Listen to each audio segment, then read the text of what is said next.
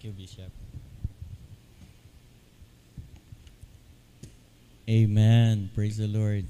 Magandang hapon. Ibang level ito, young people. Woo! Ka-level ko kayo. Amen. Praise the Lord. Palakpakan natin ang Panginoon. Amen. And I just want to say good afternoon at sa amin po ay good morning. Of course, it is 4 o'clock in the morning sa New Jersey. So 12 hours po ahead ang Philippines. And I'm so thankful to God na na-meet ko po kayo. I don't know if you still remember me, pero kapag-speak na ako sa inyo noon before at natatandaan ko kayo ay nandun pa po tayo sa Besco, doon sa theater. And I don't know if you remember, I said that because the level of your worship, the level of your Christianity, the level ng serve the pastor or the Bishop Jimmy sa inyo, I said, you know, nung nakita kong nasa basement kayo, there was an urge sa spirit ko to it's kind of like a prophesy na sinabi ko doon ay hindi kayo pang basement. I don't know if you still remember that. And think about the result kung paano ipinromote kayo ng Panginoon sapagkat of the level of how you love God. Amen? Hallelujah. So makikita natin dito na ang Diyos ay nagre-reward. Ang Diyos ay tumitingin sa puso, hindi sa dami. Hindi sa, well, included na yung magaganda at mga pogi kayong lalaki at babae, you know, included na yun. But the thing is, it is the heart that really matters or that really counts in the presence of the Lord. And I would like to thank the Lord for sa ating mga kaibigan na pastor, kay Bishop, at kay another Bishop in the future. Amen? At sinasabi ko nga, ang daming bishop sa Pilipinas, wala ng pastor. Kaya nananawagan, kailangan po ng mga pastor. So, praise the Lord. But thank God at the Lord brought me here at ito po ay aking second service. And thank God sa kalakasan ng Panginoon. Kayo ba ay masaya? Amen. Palakpakan natin ang Panginoon. Salamat sa praise and worship team. Palakpakan natin ang ating praise and worship team. Amen. Palakpak para sa ating praise and worship team. Anointed. Amen. Hallelujah. Glory to God. At tayo lahat ay tumayo and let us just pray to God. Amen. Hallelujah, Lord. Panginoon, marami pong salamat sa iyo, O Diyos, sa hapon na ito. Bagaman, Lord, mainit ang panahon, subalit katulad po ng sinabi ng aming mga MC, O God, Lord, but mas mainit, Lord, ang iyong presensya sa amin, O dakilang Diyos. Mas mainit, Panginoon, ang pagmamahal mo po sa amin at mas mainit ang pagpupuri namin sa iyo, O dakilang Diyos. Father, we just thank you, O God, Lord, for this wonderful opportunity, O God, Lord, to serve the young people of this church. I pray, O God, Lord, that you minister to them, Lord. I pray, O God, that you put me behind your cross. Let them see you. Let them hear you, O God. And I pray, O Lord, that once again, O God, you move in their heart, O God, Lord. Ikaw ang nakakaalam, Lord, ng kanilang buhay. And I do believe, O God, Lord, that you have a wonderful, wonderful plan in their life, O God. We pray, O God, Lord, bless them, O God, Lord. Anoint their ears and their heart and open their spiritual eyes. And we pray for revelation, O God, Lord. Sa pag-aaral po namin ng iyong mga salita, Panginoon, kami ay pumunta rito, Lord, upang matuto. Lord, upang makilala ka pa ng lubusan, upang makita namin ang iyong plano, Panginoon, sa aming mga buhay. And Father, I pray, O God, Lord, for the Holy Spirit. Lord, we honor you, O God, Lord. Thank you, O God, Lord, and bless, Lord, the service. We give you all the praise and the glory in Jesus' name. Amen. Amen. Bago kayo umupo, ay humarap kayo sa inyong katabi at sabihin nyo, ang ganda-ganda mo ngayon. Amen. Ganda, pogi, amen. At makakaupo na kayong lahat. Alright? So, praise God. Glory to Jesus. Again, maraming salamat sa invitation ni Bishop. At nagagalak ako sa napakagandang building na ipinagkaloob sa inyo ng Panginoon. Amen? Kayo ba ay nagagalak at kayo ay may sariling building? Right? Amen? Purihin ng Panginoon. Yung iba po ay umuupa. Subalit kayo ay pinagkalooban ng Diyos na napakagandang building, even ang stage ay talagang elevated talaga, napakataas talaga, no? At ang mga design and everything. And I just want you to see be a visionary, vision this church na maglalaki pa kayo sa pangalan ng Panginoong Jesus. Amen? Hallelujah. Glory to God. Woo! You know, the thing is this, that I love the young people also. One of the things sa aming church, I also encourage the young people sa amin, but because of so many things that happen, puro na yung mga young people namin, nag-asawa na, and then yung mga nangyari during the COVID time, ay marami still, they don't want to attend church. Yung iba ay nakapokus pa rin sa mga Facebook Live. You know, it is sad. But I'm so thankful to God na even though nakapag-service na kayo kanina, subalit bumalik pa rin kayo because you love the Lord. Amen? Hallelujah. Mahal nyo ba ang Panginoon? Amen. Praise God. At nung ako ay inimbitahan ni Bishop, at sabi niya ay talagang he bombarded me with the title and the verse sa hapon na ito. Sabi niya ay Pastor, ang aming pong theme for this for the March 24 is New Generation, New Season. Hallelujah. Sabihin nga natin ito, New Generation. Sabihin uli natin. Sabihin natin, New Generation, New Season. New Season, New Generation. Amen? Hallelujah. And I do believe yung text na binigay sa akin ni Pastor or ni Bishop is sa Joshua chapter 1, verse 16. Basahin natin ito, no? Sabi dito, Then the tribes of Reuben and Gad and half of the tribe of Manasseh answered Joshua. They said, We'll do what you have commanded us to do. We'll go where you send us. Amen? Sabi niya, I will do, ang sabi ng mga Israelita, will do what you have commanded us to do. Amen? And we'll go wherever you send us. So ito po yung tema ng bawat isa sa inyo. Ito yung tema sa hapon na ito. And I do believe that it is not an accident why I am here. At sino naniniwala sa inyo na walang aksidente sa harapan ng Diyos? Kahit na yung 1,000 nasimot. Serial number ba nun yung huli? 8? Parang akin yun. Right? Wala pong aksidente sa harapan ng Panginoon. Tandaan niyo yan. Walang aksidente sa harapan ng Panginoon. Everything, God allowed things to happen because He has a wonderful plan. The God that we serve, He is a sovereign God. But let's continue to read verse 17 and verse 18. Sometimes we just want to pick a verse that will really connect with us. But don't stop sa verse na yun. I want you to continue to read verse 17 and verse 18 because the Israelites made a promise, okay? Now, I just want you to really listen, right? Because I traveled 8,000 miles just to be here. And I do believe, like what I said, it is not an accident why I am here. It is God's plan because someone here really needs to hear something that God has chosen you. Amen? Sino naniniwala dito na ikaw ay pinili ng Diyos? Amen? Pinili ka ng Panginoon. Harap ka sa katabi mo at sabihin mo sa katabi mo, pinili ako ng Diyos. Amen? Pinili ka ng Panginoon. This is really important. Naging young people din ako. Right? And I just want you to know na my background is so different from your background. Lumaki ako ng San Pablo City. I grew up in Sampaloc Lake. Meron kami dating restaurant. Hindi nyo pa alam ito, hindi pa kayo fetus, no? Kami ay may restaurant yung aking parents. Ang pangalan ng restaurant ay Dican Restaurant. Ipinangalang sa akin. Dican Restaurant and Hotel na may massage parlor at may prostitution. Right? That's the environment I grew up. Then I grew up with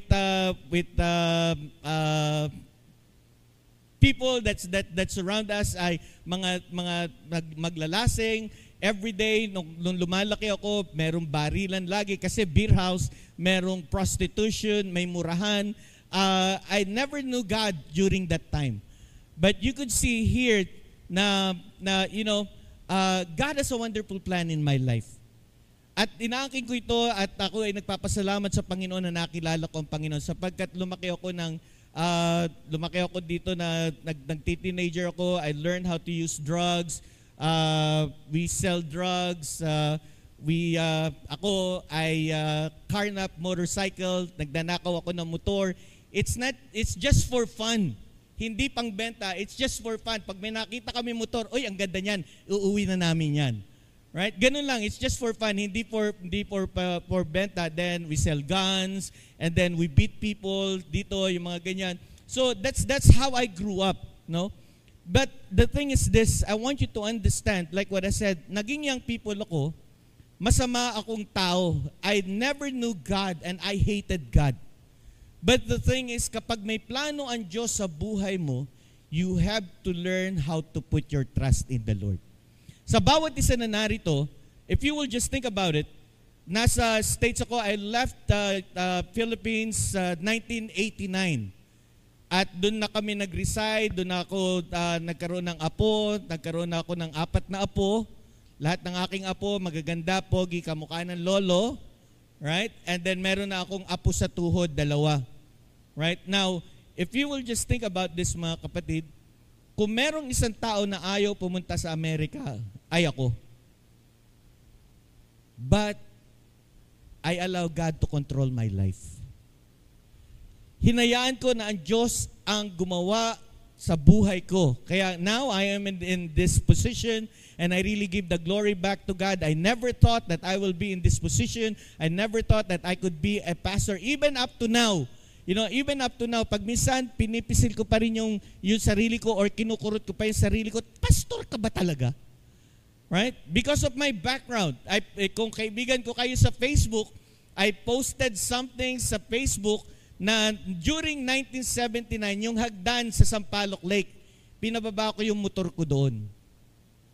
So, kung friend nyo ako sa Facebook, look at it, and bumaba ako doon sa hagdan na yon.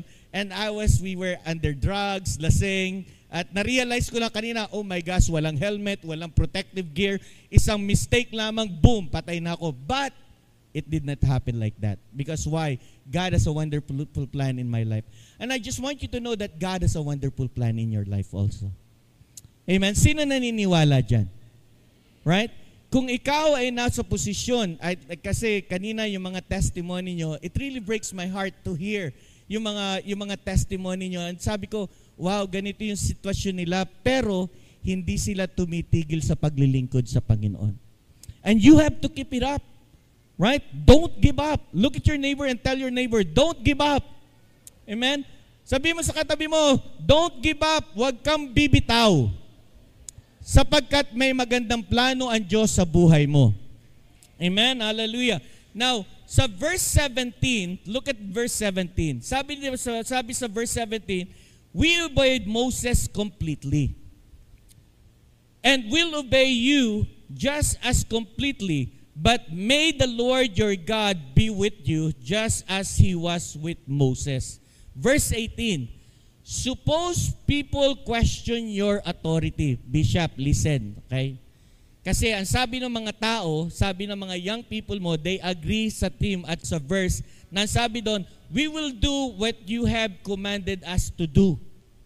Ang sabi doon, I will go wherever you send us. Pero sa verse 18, sabi dito, suppose people question your authority, Bishop, okay?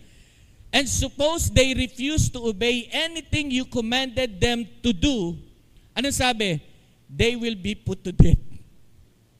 So lahat ng against kay Bishop, you will be put to death. No, just kidding, right? I'm just kidding. But ito yung covenant, ganito katindi mga kapatid, yung theme na inaangkin ninyo na new generation and new season. Right? Now, you have to be willing to obey. If you really want to experience the new season in your life, learn how to obey. Amen? You have to learn how to obey.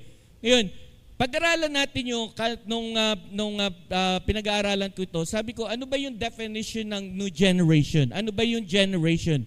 Sabi I Googled it. You know, of course, probably if you will Google it. Sabi dito, generation is a group of people born around the same time and raised around the same place. That is a generation. People who are born at the same time and raised around the same place. Now, sa panahon ni Joshua, kung pag-aaralan natin, ang generation kay Joshua, sa panahon ni Joshua, it takes 40 years sa isang henerasyon. Subalit sa atin, kung titingnan natin, ang generation ay umiigsi ng umiigsi ng umiigsi. It started 26 years and then bumaba 17 years. Isang generation, 18 years na lang. Ang isa ay, pababa ng pababa, 15 years, 16 years ang isang generation. Ngayon, just help me to understand kung anong generation meron tayo dito sa sanctuary na ito, okay? Yung pinanganak, okay?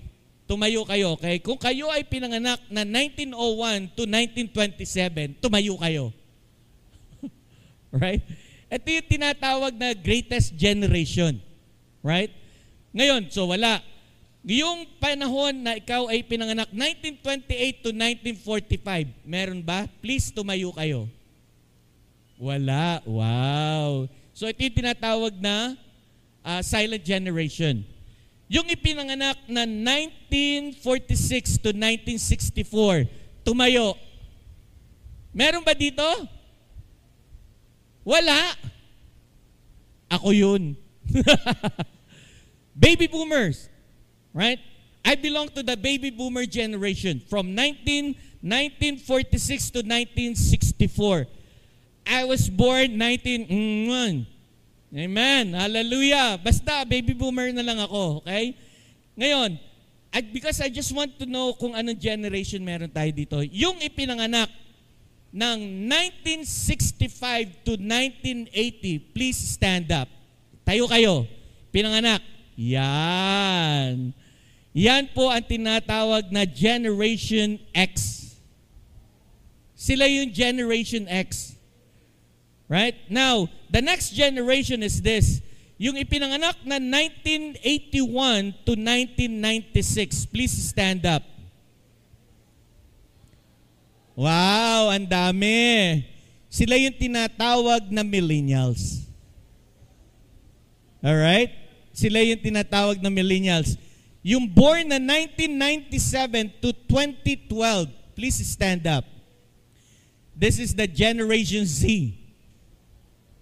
Right? Tandaan nyo, napakahalaga nito sa inyong pagiging Kristiyano. Thank you so much. Ngayon, yung 2013 to 2024, pinanganak. Stand up. Meron ba? Meron. Yun, right there. Right there. Sila yung tinatawag na Alpha Generation. Sila yung tinatawag na Alpha Generation. So, it is really important to understand yung level ng mga generation. Because why? We are talking about the new generation. So kung titingnan natin, mga young people, mga kabataan, mga young professional, ako lamang yung baby boomers in this room right now. Merong couple of millennials, merong couple of Gen X and the Gen Z, pero makikita natin mas marami yung mga kabataan. Now, ang sabi sa definition, a generation is what? A group of people born around the same time and raised around in the same place. Okay? Now, you see, when we talk about new season, right? So, new generation, new season. Understand the new season. In the Christian world, you have to understand the importance of seasons. Maraming kahulugan, definition or differences ang tinatawag na different seasons. Sa Philippines, we have only 2 seasons. Ano yun? Summer and rainy season. Right? Ito yung tinatawag na tropical weather. Tropical weather. sa States, mga kapatid, some part of the States ay nakakaranas ng tinatawag, meron lamang silang 2 season din. Sa West Coast, which is California part, they only experience, it's like the same weather sa Philippines, summer and rainy season. Northern part of California, they experience also snow. Also, pagdating sa South, when it comes to Georgia, North Carolina, South Carolina, Virginia, Florida, that is also 2 season lamang ang kanila na experience. Summer at saka rainy season. One time, nagkaroon ng snow sa Georgia. 1 inch. Alam niyo po ba, nag-declare sila ng emergency. Walang pasok. 1 inch lang yun. Sa amin, kung mag-snow, 3 feet, 4 feet, may pasok. Right? Sa amin, sa East Coast, we belong to New Jersey, Connecticut, New York, Maine, Rhode Island, pataas, hanggang sa Canada, kami nakakaranas ng tinatawag na 4 season. What are the 4 season? Yung winter, summer, fall, at spring. Right? For 4 season. Now, sa bilang Kristiyano, I just want you to understand this. Nasabi sa Ecclesiastes chapter 3, verse 1, right? Sabi dito is, there is a time for everything. There is a time for everything and a season in every activities under heaven. So even the Bible talks about season. So maintindihan po natin dito na itong theme na ating pinapaksa sa hapon na ito ay nasa Bible din ito. This is really biblical. At napakahalaga na maintindihan ninyo na anuman bilang Kristiyano man, anuman ang dumating na season sa inyo, you have to be ready. Meron katulad mga taga-East Coast, meron mga taga-East Coast that they move to South or they move to West. Bakit? Sapagkat ayaw nila ng winter. Gusto lang nila summer. Meron mga Kristiyano na tumatakbo, right? Tumatakbo sa mga problema sapagkat ayaw nila ng problema na yon. At kapag kaganyan ng mga Kristiyano, yan ay mga Kristiyano na hindi matibay. Now, I do believe that God is preparing you to a bigger task. Ang nakita ko yung theme ninyo for this year, great things. Sa amin po, ang aming theme for this year, this is really amazing. I was thinking, Lord, ano ba yung gusto mong i-deliver ko sa mga young people na ito? And kasi itong laptop na ito, there are so many messages here and I can really pick one, if I really want to. But God said, stick to the message. Why? Sapagkat yung ibinigay po sa amin theme for this year also sa Bethany Assembly of God, ang aming theme this year is, listen to this, you will do greater things. Wow! Palakpakan natin si Lord. OMG, kinikilabutan ako. Tumatayo ang buhok ko. Kita nyo? Kita nyo? Nakatayo yan. And listen, yung mga taong may pananampalataya lang ang nakakakita, nakatayo ang aking buhok. O, sino nakakakita? Okay, ano kulay? Ano kulay? Right? So titingnan natin dito, alright, na inihahanda kayo ng Panginoon. And think about this. Sa amin, whatever season might come into your life, the thing is this, the secret is learn how to deal with it. You don't run, you don't escape, learn how to deal with it. Right? Sapagkat hindi ka magiging matibay na Kristiyano kung tatakbo ka ng tatakbo sa problema. Hindi ka magiging magiging mabuting halimbawa kung ikaw ay tumatakbo sa problema. So whatever season will come or might come into your life, learn how to deal with it.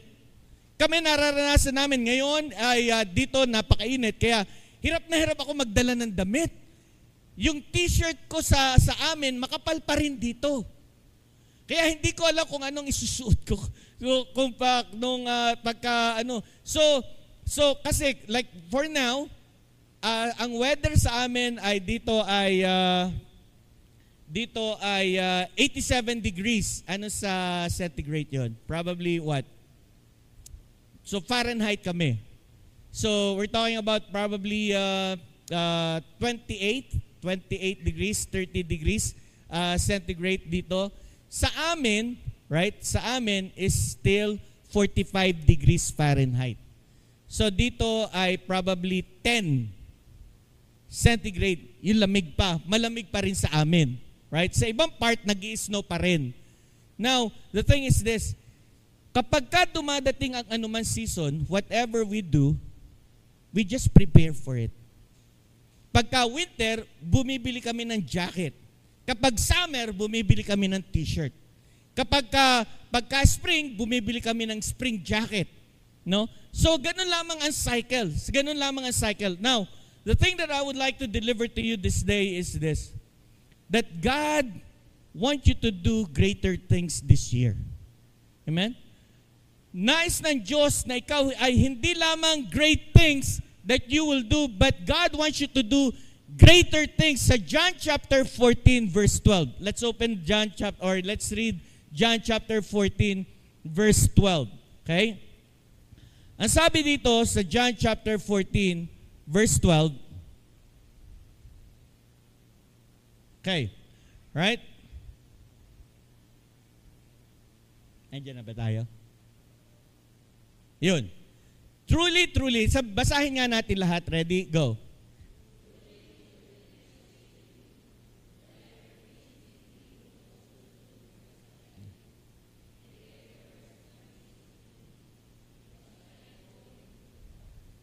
Amen.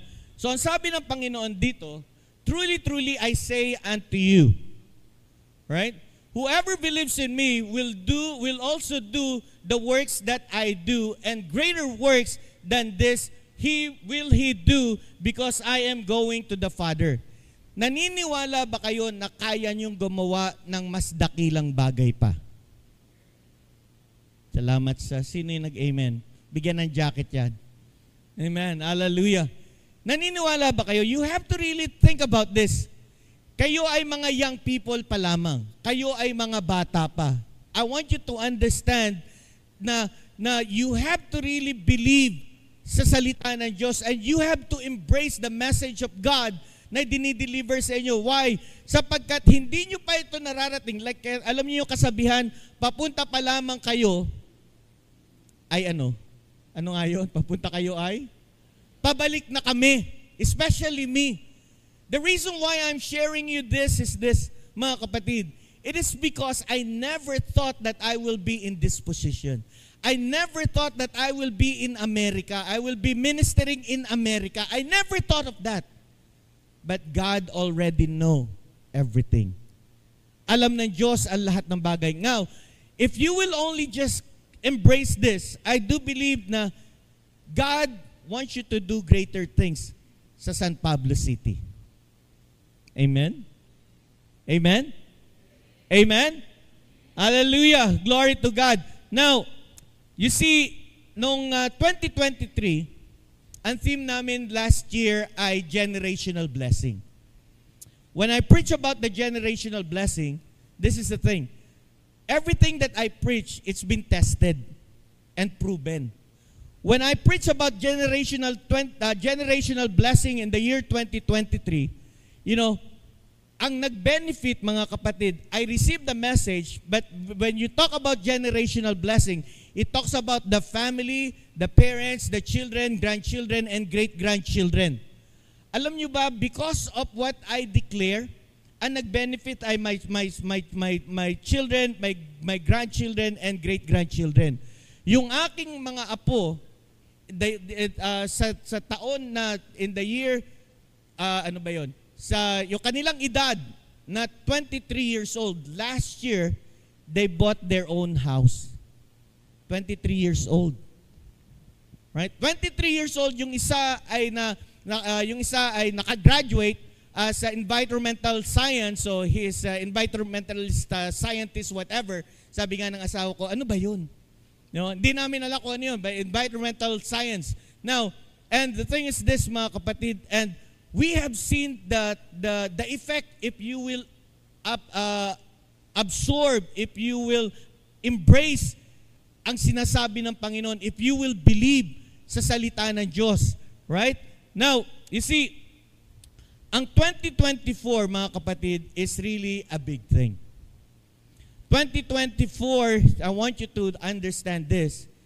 You are the new generation. Look, wala nang baby boomers sa inyong kalagitnaan, ako lang. Right?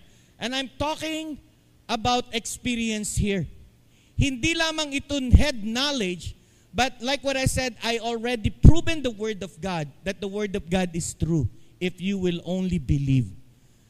Naniniwala po ba kayo na malayo ang inyong mararating? Amen?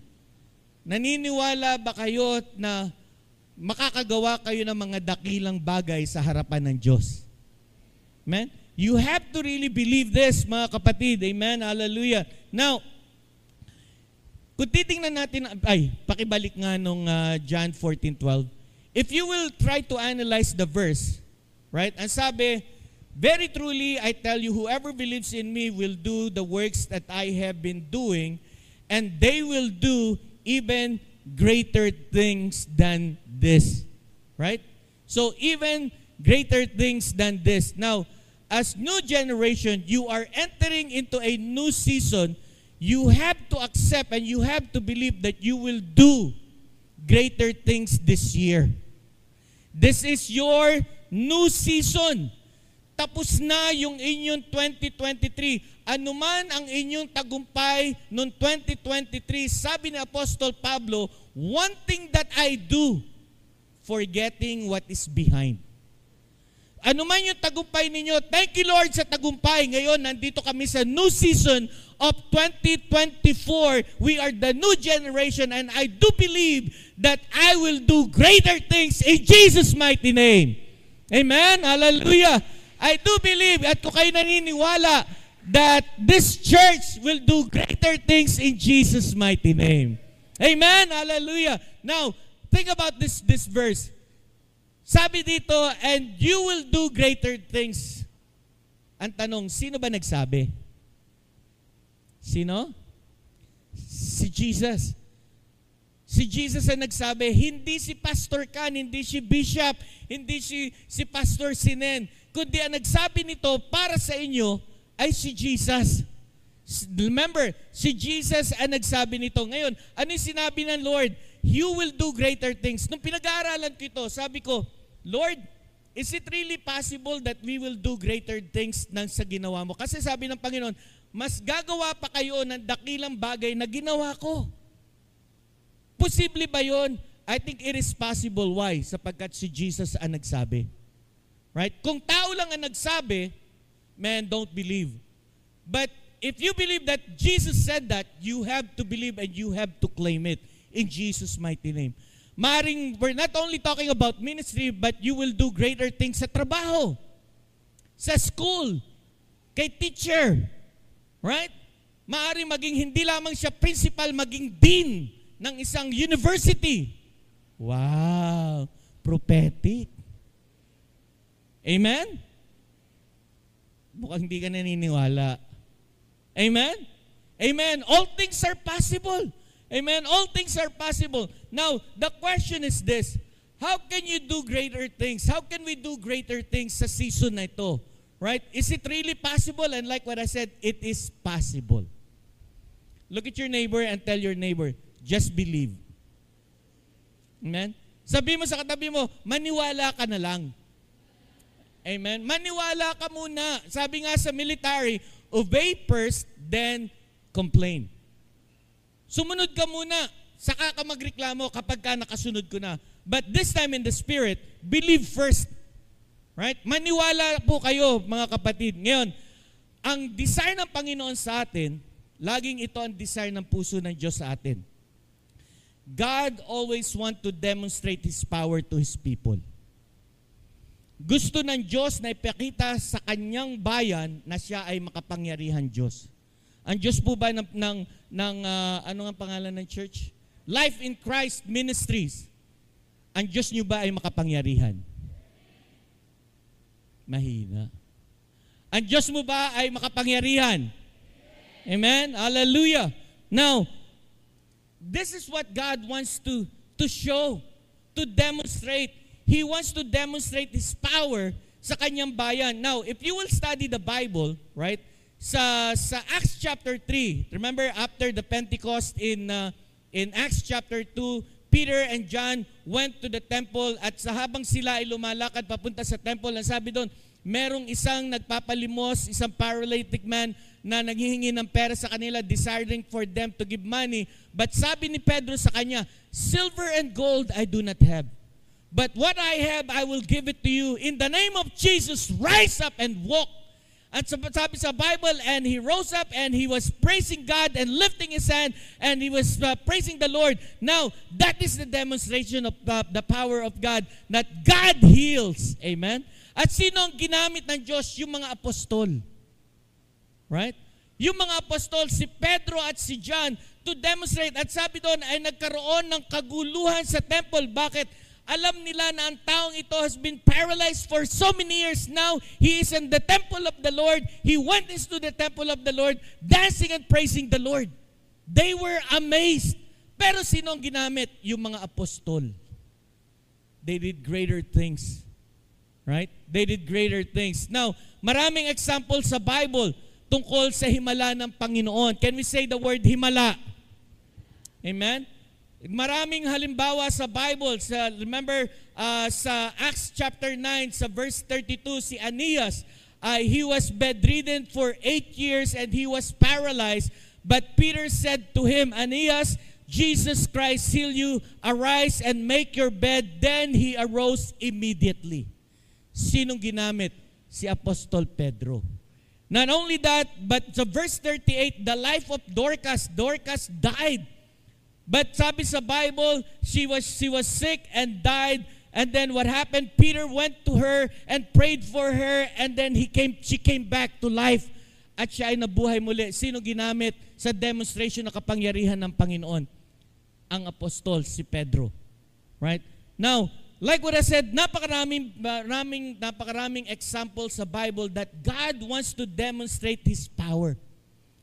God wants to demonstrate His power to the people, to His people. But the thing is this, maraming mga Kristiyano hindi naniniwala na kaya siyang gamitin ng Panginoon. Maraming mga Kristiyano ang naniniwala, parang hindi ko yata kaya ito. Listen, I want you to think of this. There are 8 billion people in this world. But listen, but God has chosen you to be here to listen to this message. Why? Because God has a wonderful plan in your life. Amen? Palakpakan natin si Lord. Amen? Hallelujah. May plano ang Diyos sa buhay mo. Amen? Hallelujah, Lord. Now, kung ang Diyos ay gumagawa ng himala through the apostle, kaya-kayang gawin ng Diyos sa San Pablo City through the Life in Christ ministry na gumawa siya ng himala? Especially sa mga young people. Woo! Hallelujah. Amen? Especially sa mga young people, makikita nyo, alam nyo, na-amaze ako. Sabi ko, oh my gosh, nasa dulo na yata ng bundok ang church na ito. Right? Pag tiningnan mo sa mapa, wala nang daan. Nandun na lang siya sa gitna ng forest. But what's so amazing is this. People come to worship God in this place because there is a good reputation in this church. Yes, palakpakan natin ang Panginoon. Hindi pupunta ang tao dito kung wala sila nararanasan. How much more kung meron demonstration na kapangyarihan ng Diyos at ang ginagamit ay mga young people. Woo! Hallelujah! Amen? Walang imposible sa Panginoon. This is your new season. Don't just talk about season. Apply the Word of God. The Word of God is so powerful, but if you will not apply it, you will not see the power of it. Right? Makapangyarihan ang salita ng Diyos. Pero, Kung hindi mo i-apply ito sa buhay mo, mga kapatid, hindi mo makikita ang kapangyarihan ng Diyos. I just want you to know that I am a living testimony. Inom muna ako. Sana lahat ng church ganito ang pinaiinom sa akin. Buko juice. Sarap. Pastor Sinen, ha? Pag in-invite mo ako next year, gusto ko buko. Amen. Now, originally, I want you to understand this, that I am a living testimony of what? That I have seen what? The sovereignty of God in my life. That God is sovereign, God is in control, right? February 8th was our original plan to be here. Last month, dapat nandito kami. Pwede ba akong bumaba? Parang ang layo natin, ano? Yan. Ngayon, noong February 8, naka-impake na kami. Naka-impake na kami ng misis ko, 4 na bagahe, 2 kaming luggage. Then what happened was, February 5, ay naranasan ko na nagkaroon ako ng pain dito, stomach pain. 4 days before that, ay binibigyan ako ng, meron na akong parang pain. Binibigyan ako ng misis ko ng Pepto-Bismol. Ano ba dito yun? Yung sa tiyan, di ba? Yung sa tiyan. Then, nawawala naman siya, pero February 5, talagang madaling araw, sumakit. Talagang masakit na masakit. I am a person that if I can tolerate pain, I will really tolerate it. Nakaranas ako na aksidente ako, tinahi yung ganito ko dito, walang anesthesia, okay lang. Natitiis ko yan. Pero yung February 5, masakit dito, hindi ko matiis. Akita ng misis ko na namimilipit ako sa sakit. Then what happened was this, sabi ng my wife said, I will bring you to the urgent care. It is a clinic. So we went to the urgent care, and then sabi ko dun sabi ng doktor, saan ang pain? Sabi ko dito. Nung pinisil-pisil niya dito, sabi niya, masakit ba? Sabi ko, hindi masyado. Masakit pero hindi masyado. Pero nung pinisil niya dito sa side na to, sabi, bigla akong gumanon. Sabi, there's pain here. Sabi niya, that's appendicitis. So just to confirm, sabi niya, we'll do a CT scan or CAT scan, no? So they did, right? So what I was planning, I was trying to convince the doctor that, Doc, we have a flight on Thursday. And we need to fly. So what I'm trying to suggest to him is just give me a painkiller, pain medication, and then when I come back from the Philippines after the vacation, then whatever you want to do to me, then you do it, right? But after the CAT scan came out, they saw that doon sa dulo ng appendix ko, meron na daw tubig. Ibig sabihin, puputok na. Right? Puputok na.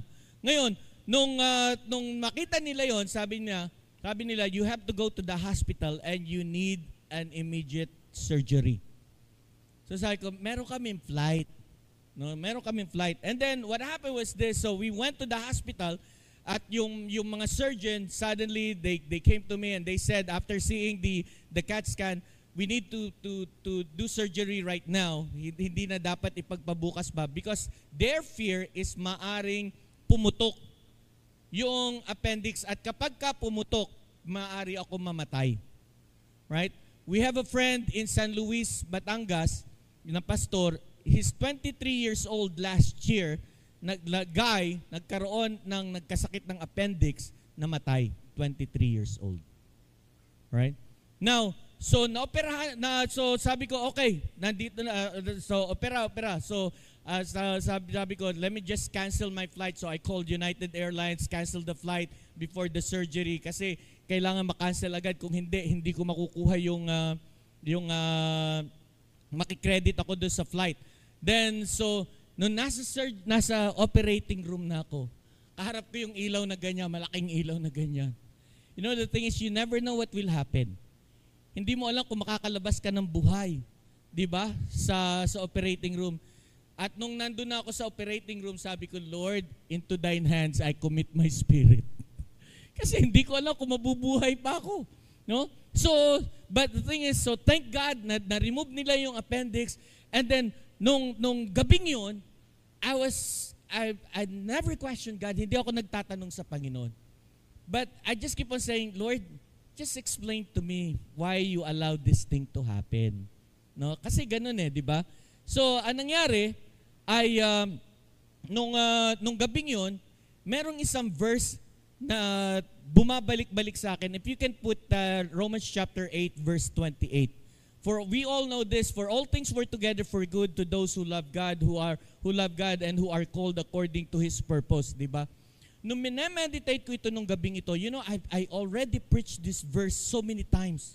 So many times sa pagiging Kristiyano ko, ipinangaral ko itong verse na ito. But right there, that evening, February 6, I received a different revelation, a personal revelation from the Lord. What is really the meaning of Romans chapter 8, verse 28? You know why? Because, sometimes sa akin po, bilang mananampalataya, bilang pastor, sometimes sinasabi ko kay Lord, Lord, alam mo bang mahal kita? Di ba meron tayong ganon? Wala pa naman may asawa dito. Meron na may asawa dito? Ay, yun. Okay. Sino pa may asawa dito? Alright. So, praise the Lord. Di ba pag minsan sa asawa na ako, ito yung nature ko. Last February 22, ano ba ngayon? 25? 24. So, 2 days ago, my wife and I celebrated our 44th anniversary. 44. Alam nyo ba, nung isang araw, nasa barangay kami. Ipinabarangay ko yung asawa ko. No, I'm just kidding. We were trying to get a barangay clearance para makakuha ko ng, ang tawag doon? Senior Citizen ID. Alam nyo ba, yan ang aking bucket list. Isa sa bucket list ko, bakit ko gustong kumuha ng Senior Citizen ID? Para makapasok ako sa sini ng libre. Yun lang ang babaw na kaligayahan ni Pastor Kan. No? So ganon. So then, nung gabing yun, February 6, ay nagme-meditate ako sa Panginoon. Then this verse keep on coming back to me. Like what I said, the God that we serve, He is a sovereign God. He is powerful. He is all-knowing. He is omniscient God. He knows everything. He knows whatever you are thinking right now, no? Then, kung makikita natin dito, so, nung dumarating ito sa akin, sabi ko kay Lord, like what I said, no, sa wife ko, lagi ko tinatanong, Ma, 44 years na ito ha, 44 years na ginagawa ko ito. Sinasabi ko sa asawa ko, Ma, mahal mo ako? Ganun lang. Pagkatapos, sabi ko, mahal mo pag ako? Sabi. Right? Hindi, sabihin mo, mahal kita. Alright? Maligaya na ako no, kahit sinigawan ako. Right? Ganun lang, no? Ganun lang. Tapos, kay Lord, when I was meditating on this, sabi ni Lord, I just want you to understand this verse. All things work together for good to those who love God. I want you to understand that I just want to prove to you that I know that you love me. Alam ko na mahal mo ko. Kasi, kung hindi alam ng Diyos na mahal ko siya, listen, yung Romans chapter 8 verse 28, para sa Kristiyano lang yan. Hindi yan para sa hindi mananampalataya. Right? Para sa Kristiyano lang yan. Ngayon, yung all things work together for good, mag-a-apply lamang yun doon sa mga taong nagmamahal sa Diyos. So sabi ni Lord, pinatutunayan ko lang sa iyo na alam ko na mahal mo ko, kaya iningatan kita. Right? Napakaganda. Nung naririnig ko yun, oh my God, paano pa ako magtatanong? Dahil sabi ni Lord, hindi pa tapos yung verse. Right? Hindi pa tapos. Sabi ni Lord sa akin, anong kasunod nun? Who are called according to His purpose. Now listen, kung ako ay naging matigas ang ulo at sinabi ko sa doktor, bigyan mo na lang ako, alam nyo ba? When I was in the hospital, they were giving me morphine. Hindi tumatalab ang morphine. Turukan nyo pa ako, turok naman sila ng turok. Nakaapat ng turok, hindi nawawala yung pain. Then, nung nagpunta ako sa hospital, binigyan ako ng mas mataas pa sa morphine. Masakit pa rin. Now, kung naging matigas ang ulo ko at patuloy kami lumipad, maaring pumutok yung appendix sa taas. sa eroplano. Right? At kung pumutok yun, kailangan mag-emergency landing ang eroplano at bababa sila kung saan bansa malapit. At kung bumaba yun, at pumutok at bumaba ang eroplano, 800 na pasahero ang magagalit sa akin. Right? Hindi lamang yun. At kung let's say lumanding kami sa Pilipinas, 2 weeks lamang ang bakasyon namin. 1 week sigurado nasa hospital ako. At what? I will pay probably more than 100,000 for hospitalization. And the point is this, hindi ko magagawa yung purpose ng Diyos sa buhay ko kapag nasa Pilipinas. Amen? So you could see the sovereignty of God na ang Diyos na pinaglilingkuran natin, anuman ang nangyayari sa inyo, this is your season. Right? This is your season. Anuman ang nangyayari sa inyo, do not question God. Kung dumarating sa inyo ay winter, mag-jacket. Huwag tumakbo sa Florida. Right? Kung kayo ay nakakaranas ng summer, well, alisin niyo yung jacket niyo. But learn to adapt because we're talking about season here, mga kapatid. At nung naintindihan ko ito sa Lord, sabi ko, thank you, Lord. Sabi ko, Lord, salamat na ikaw ay sovereign na Diyos. Na ikaw ay isang makapangyarihan na Diyos. At nagpapasalamat ako sa kay Lord na, Lord, ngayon alam ko na alam mo na mahal kita. Diba? Napakaganda. Napakaganda malaman na, listen, tatanungin ko kayo, alam ba ng Diyos na mahal nyo siya? Paano nyo nalaman? Aber? Nagka-appendix ba kayo? Diba? Kung titingnan natin, right? Sometimes we say yes, but remember when Abraham was asked by God to sacrifice his son si Isaac, ano na niya yung knife, suddenly an angel of the Lord called his name, Abraham, Abraham, don't kill the lad. Now I know, the word is, now I know that you fear God. See? Now I know. Now I know. Right? That you fear God. Now listen, we are entering, you are the new generation and you are entering into a new season. New season sa buhay ninyo. 2024 is a big year. Listen, 2024 is a big year. Dito, it is only, March? Since January, I have already seen the hand of God in my life, in my ministry, my family's life, that God is working greater things through me. No, you have to understand that we are only instruments of God to demonstrate His power to this world. Now, if you really want to serve the Lord, you have to be ready. Amen? You have to be ready. Now, let's continue, okay? Okay. Nakita ko yung kapatid dito dumadaan kaya shortcut na rin ako. Okay. Now, so, kung titingnan natin ito, sabi ng Panginoon, He is the omniscient God. The all-knowing God, alam ng Diyos ang problema mo. Alam ng Diyos, bukas may masarap kang ulam. In Jesus' name. Amen? Ang gusto mong ulam? Sister, anong gusto mong ulam?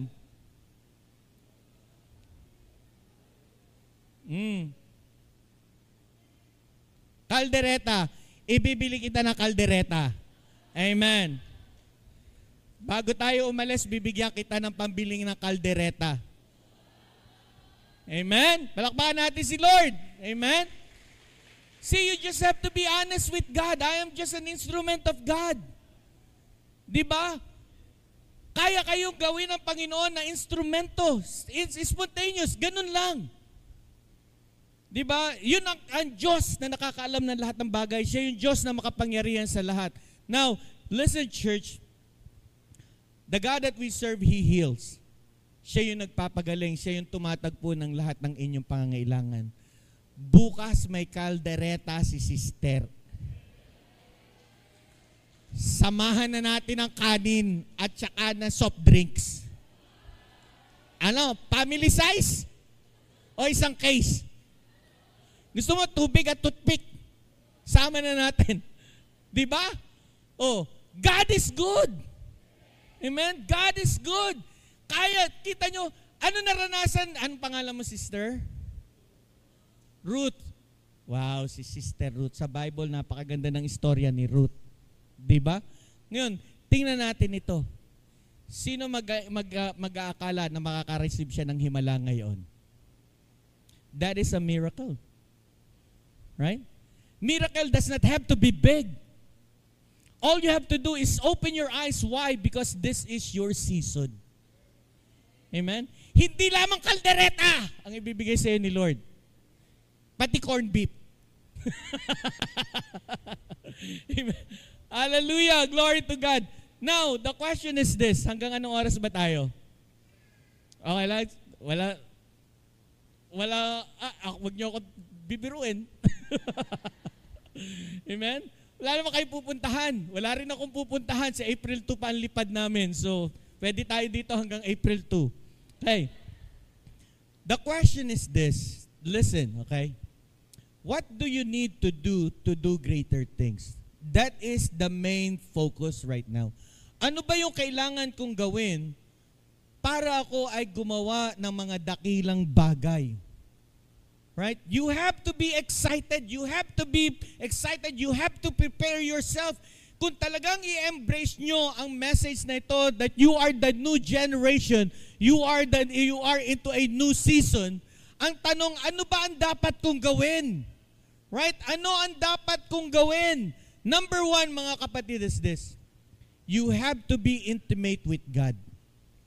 Intimacy with God is so important. Intimacy with God. Ngayon, you see, when we talk about intimacy, between yung mag-boyfriend, sino dito may boyfriend? Ay, honest naman ninyo. Tayo nga kayo, lahat na may boyfriend. Okay, tayo. Para lang hindi na kayo maligawan. Yan. Nandito pa yung inyong boyfriend? Ay, nandito? Oh, tayo. Lahat na may boyfriend, lahat na may, yung boyfriend ay nandito, tayo. Okay. Marriage counseling na tayo ngayon. Himala ito. Amen. Gusto nyo magkasala na tayo? Amen. Praise the Lord. So, sila yung may boyfriend at girlfriend. Right? Their relationship has limitation. The limitation is they could not have sex. Why? Because they are not officially married yet. Kung meron dito mag-boyfriend na kayo ay nagsisex, listen, you are doing sin in the sight of the Lord. That is a foul.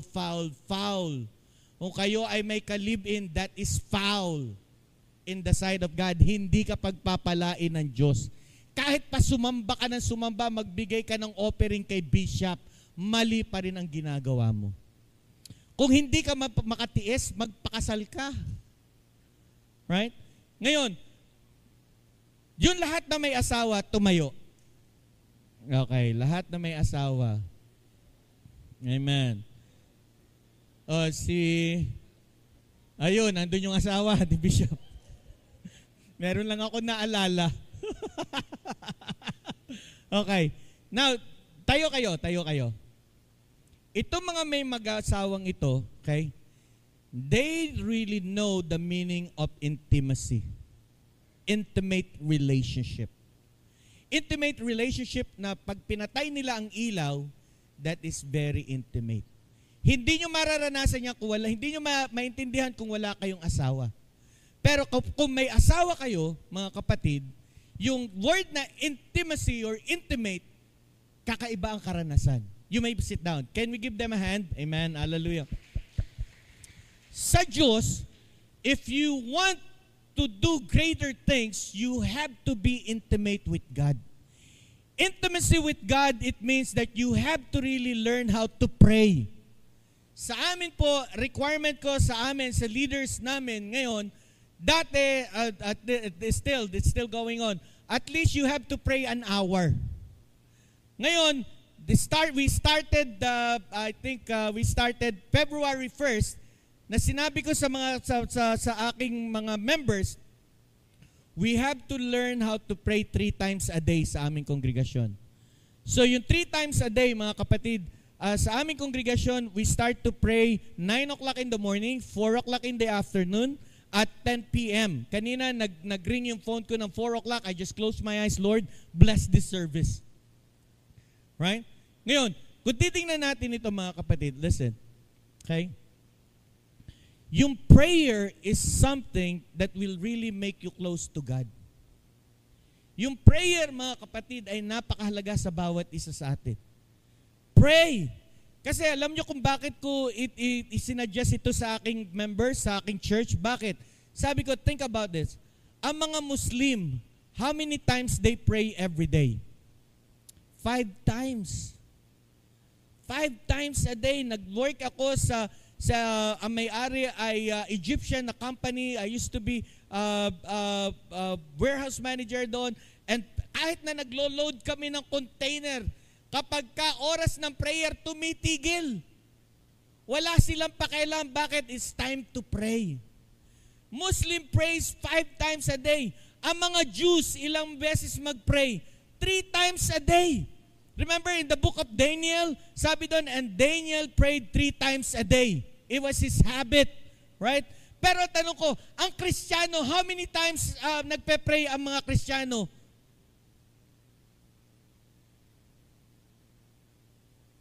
How many times do you pray? Sometimes. Right? We even pray sometimes. Nakalimutan ko, Pastor. Right?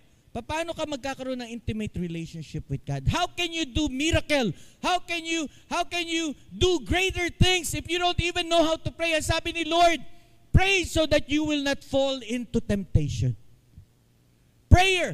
Nung si Jesus ay nasa Gethsemane, ang sabi ni Jesus sa kanyang mga disciples, can't you pray at least an hour? An hour.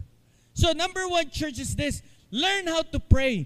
The principle of prayer is important, mga kapatid. Number 2, right, is you have to believe. You have to have faith in God. Faith in God. Now, meron akong isang paboritong verse ngayon sa Bible.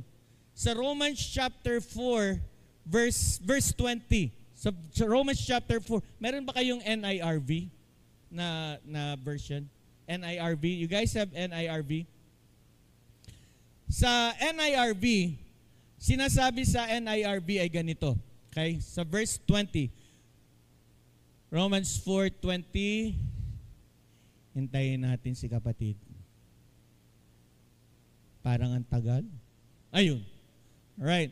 Now, yet he did not waver through unbelief. They're talking about Abraham.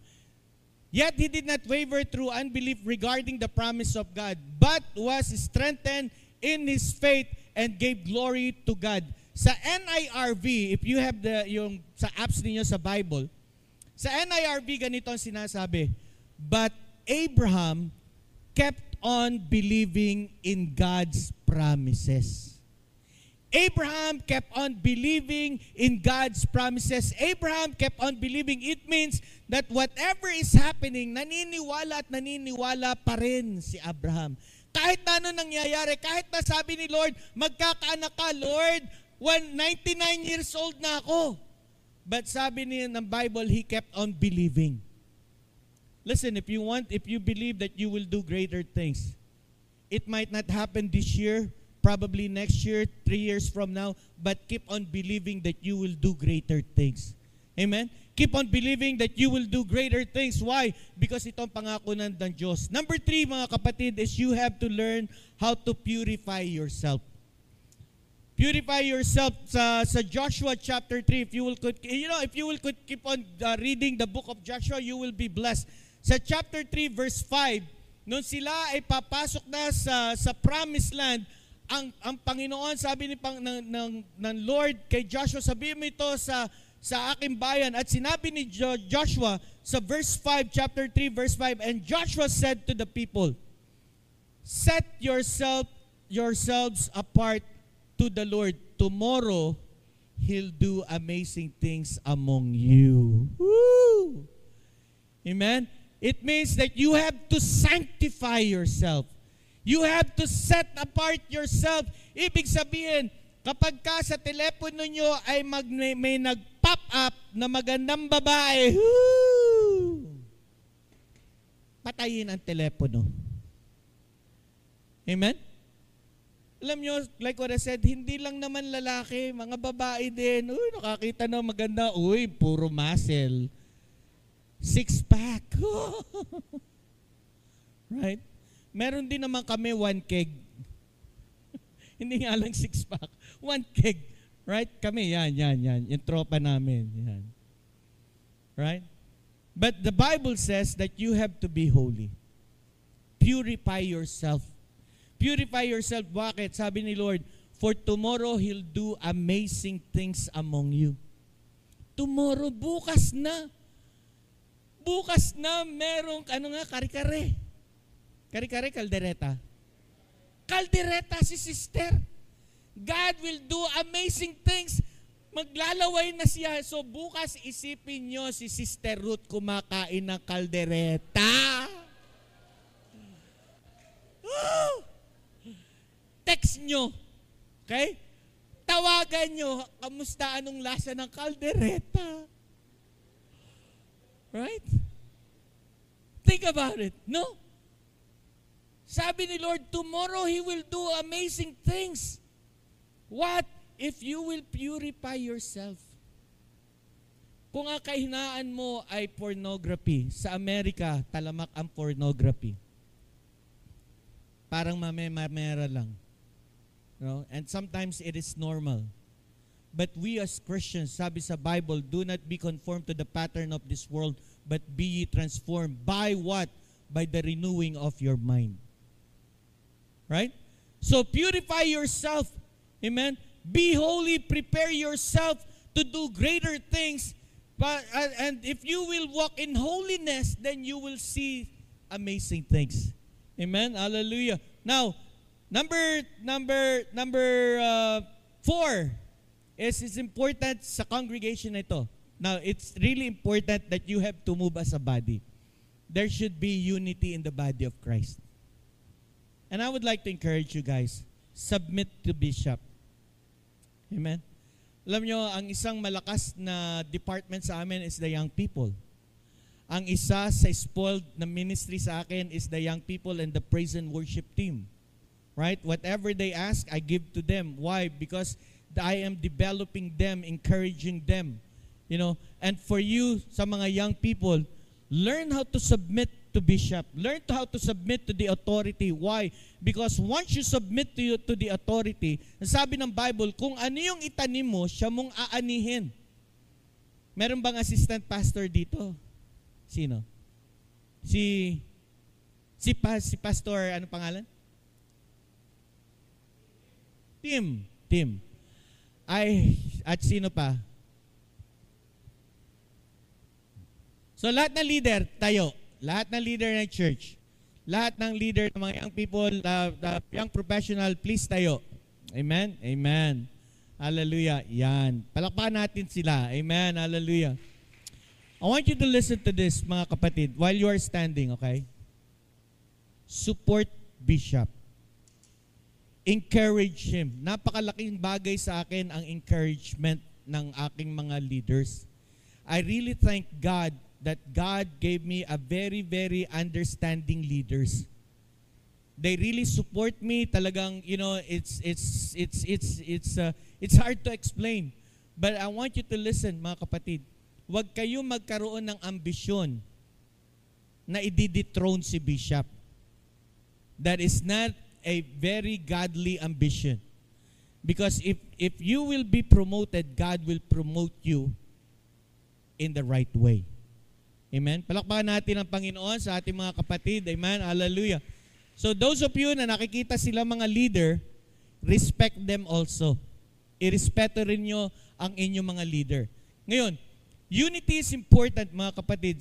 Kasi remember in Acts chapter 2 verse 1, the reason why the Holy Spirit fall upon them, and sabi doon, and one day in the day of Pentecost had fully come, they were all in one accord. Meron po silang espiritu. Okay? You see, nung October 7, what's the highlight of October 7? The highlight of October 7 was Israel was attacked by Hamas. You know, Kasi sa amin, maraming sa New York, especially New York, napakaraming mga Hudyo sa New York. Most of the Jews are in the area of New York and New Jersey, mostly in New York. Ang sabi nila doon, after the attack, you know what happened? Yung mga reserve ng mga Israelites, yung mga IDF, the reserves, they were not waiting for the call. They were voluntarily going to Israel. Why? Because they know that their country needs help. Ganon din tayo. Magkaroon kayo ng mindset ng unity. Huwag kayo magkaroon ng mindset ng division. Kung merong division, ipaalam nyo agad kay Bishop. Kung meron nagsasalita na laban kay Bishop, rebuke them. Amen? Huwag nyong itolerate, o talaga, ganyan ba talaga si Bishop? Ay, alam mo, meron pa mas grabe akong alam. Ay, nagmarites na. At si Marisol, nagsulsul pa. Right? So, that is ungodly. So, if you want to move in a greater things this year, 2024, magkaroon tayo ng united spirit. There should be unity. Rebuke ang mga bagay na sa amin sinasabi kito. We don't tolerate gossip. Kapag nakarating ito, meron, ewan ko nararanasan ito ng mga pastor. Pastor, meron ako sasabihin sa inyo, narinig ko ito, pero wag mong sasabihin ko sino nagsabi. Hindi ko sasabihin ko sino nagsabi. Alam nyo, kapag meron mga kapatid na nagsabi ng gano'n sa akin, sinasabi ko, kung hindi mo kayang sabihin kung sino nagsabi sa iyo, wag mo nang sabihin sa akin. Sapagkat that is gossip. Right? So mga kapatid, mahal nyo po ba si Bishop? Salamat sa tatlong nagmamahal. Yun ay ang asawa ng pastor. Mahal nyo ba si Bishop? Amen. Mahalin natin si Bishop. Amen. Mahalin natin, suportahan natin siya. And number 5, mga kapatid, is this. Be led by the Spirit. Be led by the Spirit. Ang sabi sa Bible, you have not been there yet. Ang mga Israelita, nung sila ay tatawid at pupunta na ng Canaan, ang sabi ng Bible, prepare yourselves, consecrate yourself because you have never been to that place yet. Hindi pa natin alam kung ano mangyayari sa 2024, but the important thing is be led by the Spirit. Listen to the voice of the Holy Spirit. Be filled with the Holy Spirit. Rely on the power of the Holy Spirit. Amen? And if you will rely on the power of the Holy Spirit, then you will do greater things this 2024 in the mighty name of Jesus. Amen? Palakpakan natin si Lord. Hallelujah. Listen, God wants to demonstrate His power through you. Through you. Hindi sa kapitbahay mo. Hindi sa katabi mo, kundi ikaw. Ikaw mismo. Hindi po ako makakatayo dito kung hindi ko nararanasan ang demonstration ng power ng Diyos. Hindi ako makakapangaral sa inyo kung hindi ko nararanasan. The reason why I can stand here and boldly preach about the greater things that God will do in my life because I experience it. Why? Because the God that we serve, He is alive. Siya po ay buhay. Siya ay buhay at kung kumikilos ang Diyos sa mga apostol at kung ang Diyos ay kumikilos sa buhay ko, kaya ng Diyos kumilos sa buhay mo. Amen? In Jesus' mighty name. Amen? Hallelujah, Lord. At sana maging goal natin ito. This is my new season. For 2024, my season is this, I will do greater things. In Jesus' mighty name. Palakpakan natin ang Panginoon. Hallelujah. Praise the Lord. Glory to God. And let me conclude on this, mga kapatid. You know, I just want you to understand, like what I said na, God allowed me to travel. You know, when I had the surgery, mas excited ako makarating ngayon. Kasi sabi ko, Lord, you allowed me to have this surgery, so alam ko na meron kang plano. At naging excited ako lalo kay Lord. You know, ngayon ko nakita kung bakit. Kasi kung dumating kami nung February 8, at kung nagpumilit ako na makarating ng February 8, imagine, probably 1 week ako sa hospital and then 1 week sa bahay. hindi ako makapag-minister. But because I allow God to demonstrate His power in my life, I am so blessed to be with you guys. Amen? Nabibless ako at nakita ko kayo, na-share ko ang message ng Panginoon that God will do greater things sa church na ito in Jesus' mighty name. Palakpakan natin ang Panginoon. Hallelujah. Meron ba kayo natutunan? Amen. Meron ba kayo natutunan? Amen. Sister Ruth, wag mo akong pababayaang makawala. Okay? Habulin mo ako at bibigay ko sa iyo in Jesus' mighty name. Mga kapatid, mag-rejoice tayo sapagkat bukas ay may kaldereta si Sister Ruth. Woo! Amen. Tayo lahat ay tumayo. Amen. Praise the Lord. Magkano ba ang kaldereta? Bigla magkano ba ang kaldereta? Amen. Praise the Lord. Hallelujah, Lord. Are you blessed? Amen. Amen. Lord. Did you get something today? Amen. Amen. Hallelujah, Lord. Father, we thank you, O God, Lord, for today. Can we lift our hands to God? Lord, itinataas po namin ang aming mga kamay sa iyo. Tandaan ang pagsuko namin ng aming buhay. Lord, we allow you to control our life. We allow you to move, O God, in our life. Panginoon, hindi po kami masunod sapagkat nais namin gumawa ng mga dakilang bagay for this year 2024. I ask, O God, Lord, that you bless these young people in the mighty name of Jesus. Lord, as they raise their hands, O God, Lord, those of you who really want to do greater things, lift up your hands to God in Jesus' mighty name. You could see their hands, O God, Lord, in Jesus' mighty name. Panginoon, sa pangalan ng Panginoong Jesus, sila po, Panginoon, ay nagtataas ng kamay. And I pray, O God, Lord, let your miracle power, O God, move, O God, sa kanilang buhay. Anoint their hands, anoint their mind, Lord, anoint their head from the crown of their head to the sole of their feet, Lord. Let the anointing flow, O God, Lord. And I declare, O God, Lord, that they will do greater things in the mighty name of Jesus. Fill them with your Holy Spirit. I pray, O God, Lord, help them to be intimate with you, O God, Lord. Help them, O God, in the mighty name of Jesus, O God, Lord. Tulungan mo sila na mag-increase ang kanilang pananampalataya sa pangalan ng Panginoong Jesus, and help them to believe like what Abraham did. And the Bible says Abraham kept on believing, O God, Lord. Help us, O God, to believe, O God, Lord. Sa hapon na ito, marami pong salamat sa iyo. I pray, O God, Lord, that you bless them. Thank you, Lord, for Bishop, Lord. Thank you, O God, for Bishop Jimmy. Thank you, Lord, for his wonderful wife, for his family, for this ministry. I pray, O God, Lord, that you continue to bless them, O God, Lord. Marami pong salamat sa iyo, God. You know, I just want to declare the blessing to you. Come on, lift up your hands to God.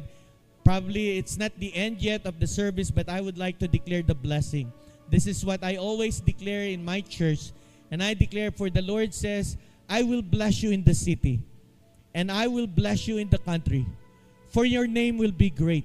Nations will be blessed through you. And I will bless those who bless you, and I will curse those who curse you. For you will be the head and not the tail. You will always be on top, not the bottom. You will be blessed coming in, and you will be blessed going out, for your basket will always be full. You will lend to the nation, and you will not borrow. You will lend to the nation, and you will not borrow. Ikaw ay magpapautang at hindi ka mangungutang. You will lend to the nation, and you will not borrow. And whatever your hands will touch will be blessed by God, prosper by God, multiplied by God, healed by God, and miracle will happen. And if any virus land on your hands or body, they will die because you are anointed of God. The Bible says, surely goodness and mercy shall follow you all the days of your life, and you will dwell in the house of the Lord forever. And I declare that this is the day that the Lord has made. You will rejoice and be glad in it, and no one, nothing can steal that joy in your heart. For we ask this in the name of the Father, the Son, and the Holy Spirit, in Jesus' mighty name. And God's people say, Amen, Amen. Glory to God. Binabalik ko na kay Bishop. Amen.